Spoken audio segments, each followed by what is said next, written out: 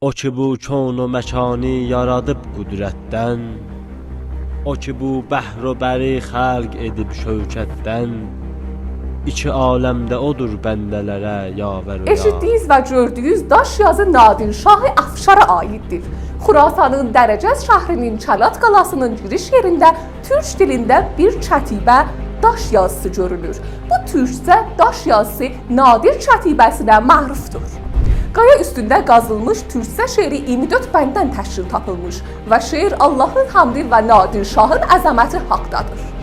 Gülbəni Afşar şeiri qoşan şairdir, amma qaya üstündə qazan ustadın adı bəlli deyil. Orta Asiya və Hindi ələ gətirən Nadir Şah İranın Napoleonuna məruf idi.